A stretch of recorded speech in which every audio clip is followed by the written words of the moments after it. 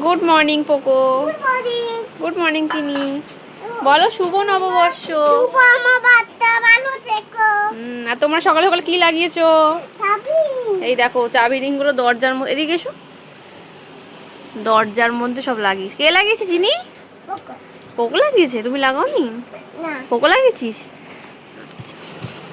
আর এই দেখো বন্ধুরা, আমার জ্যাঠার আর কি যে বাড়ি হচ্ছিল তোমাদের বলছিলাম, তার ছাদ ঢালাইও কিন্তু কমপ্লিট হয়ে গেছে। মানে এখন খালি পাঁচিল তোলার অপেক্ষা, তারপরে কিন্তু ওদের বাড়িটা কিন্তু পুরো হয়ে যাবে। তো দেখো আজকে কৌশিক বাড়িতে কী কী এনেছে।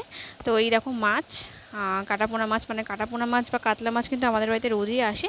আর আগের দিনেরও কিছু মাছ রয়ে গেছে, আর তার সঙ্গে মাছের ডিম।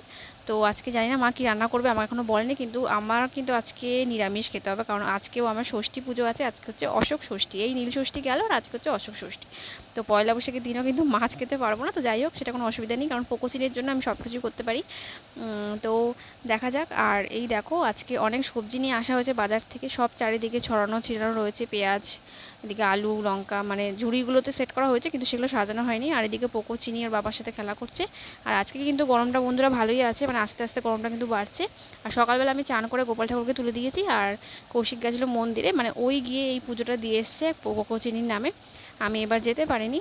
আর এইবার প্রথম কিন্তু আমি অশোক ফুল পেলাম, মানে অশোক ষষ্ঠীতে অশোক ফুলটা হচ্ছে মাস্ট। আর এই দেখো আমি অশোক ফুলটা পেয়েছি, আর আজকে কিন্তু অশোক ফুলটা আমি ফার্স্টে দই দিয়ে একটু খাবো, মানে ওদের আগে দইটা ছুঁয়ে তারপরে। আর দেখো পোকোচিনি এদিকে কী শুরু করেছে। এটা কি হচ্ছে? চুল কাটা হচ্ছে? কাটো, চুল কাটো, ভালো করে চুল কাটো। ভাবি তো চুলে মাসাজ করছে। বাবা বাবা বাবা, বাবার চুলটা ঠিক করে কাটো। এই মশা বসে আছে চিনির পায়ে। চিনি কাটো, চিনি বাবার মুখে ম্যাসাজ করে দাও, মুখে। হ্যাঁ, আমি পুরো বাবাকে টাগলো করে দেব। এই এটা তো অন্যদিকে হয়, চুলটা উল্টো দিকে। চুল ঠিক কর, চুল ম্যাসাজ কর।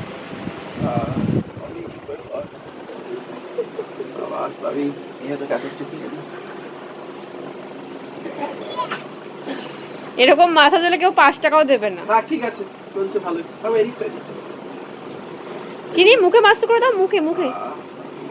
বাবা বাবা, এবার মুখে হচ্ছে। বাবা দুইজন মিলে করছে। বলো 500 500 1000 টাকা লাগবে। আপনাদের সেলুনটার নাম কি?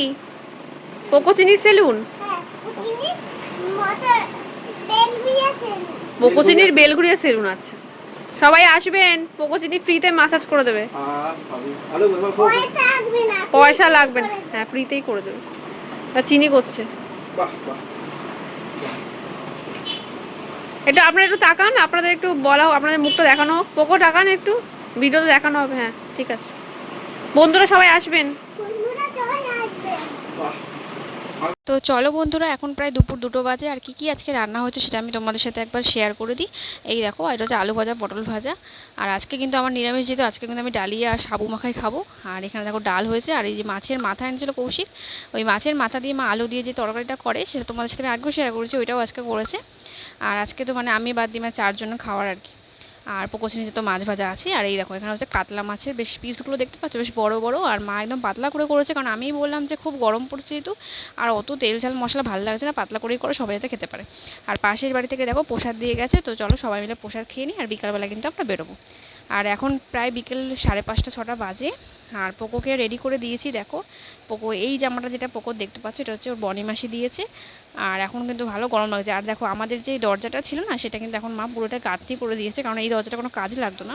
আর এখানে কিন্তু আলমারি রাখা হবে। আর আমিও রেডি হয়ে গেছি, নীল কুর্তিটা, এটা তোমাদের আগেই দেখিয়েছিলাম। আর এই যে কানের দুল পরেছি একটা, আর হালকা সাজিয়েছি কারণ খুবই গরম। আর ওদিকে দেখো আমার চিনি বুড়ি ওখানে রেডি হয়ে একদম দাঁড়িয়ে আছে। তো চলো বন্ধুরা, আমরা আজকে একটু ডানলপ যাবো, সেখানে গিয়ে কথা হবে। আর চিনি বুড়িকে এই জামাটা ওর বাবা কিনে দিয়েছে। এই আমরা বেলঘুরিয়া থেকে আগের সপ্তাহে গেছিলাম, তখন কিনেছিলাম। তো আমরা এখন বেরোবো, আর বেরিয়ে কিন্তু টোটো ধরবো। আর এই দেখো আমরা বেরিয়ে পড়েছি, বেরিয়ে টোটো ধরেছি। আর মানে ভিডিওটা খুব তাড়াতাড়ি হয়ে যাচ্ছে বন্ধুরা, তোমরা কিছু মনে করো না। ভিডিওটা আশা করি তোমাদের খুব ভালো লাগবে, কারণ খুব ফাস্ট ভিডিও করতে হচ্ছে ওদের নিয়ে। টোটোতে উঠে আমরা যাবো হচ্ছে রথতলায়, আর রথতলা থেকে অটো ধরবো, অটো ধরে তারপরে কিন্তু আমরা যাবো হচ্ছে ডানলপ। আর ডানলপে তো আগেও একবার গেছিলাম, ওখানে হচ্ছে চা, ওই চাটা কিন্তু আমাকে বারবার টানে, কারণ বিয়ের আগেও আমরা অনেকবার ওখানে চা খেয়েছি, কফি খেয়েছি। আর এই গরমে কফি খাবো না, শুধু চাই খাবো।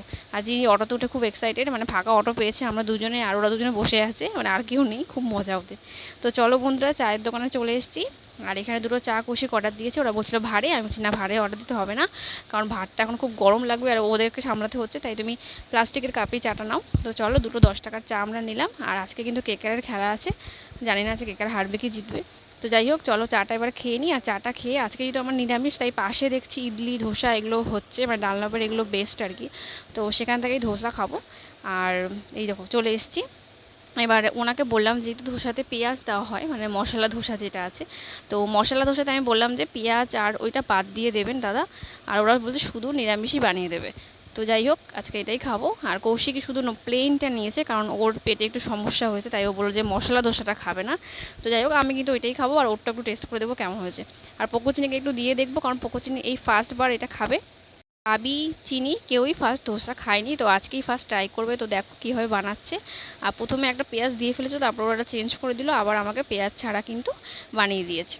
তো চলো বন্ধুরা, এই দেখো আমি বসে পড়েছি, আর আমার হাতে দেখো ধোসা চলে এসছে। এটা হচ্ছে প্লেন ধোসাটা, কৌশিকেরটাকে বানানো হয়েছে। আর তোমরা যারা ধোসা খেতে ভালোবাসো আমাকে কিন্তু কমেন্ট করে অবশ্যই জানিও। আর এই দেখো ফার্স্টে আমি খাবো, কি আগে ওদের মুখে দিতে হচ্ছে, কারণ অনেকক্ষণ আগে থেকে আমার কাছে দাঁড়িয়ে আছে খাবে বলে।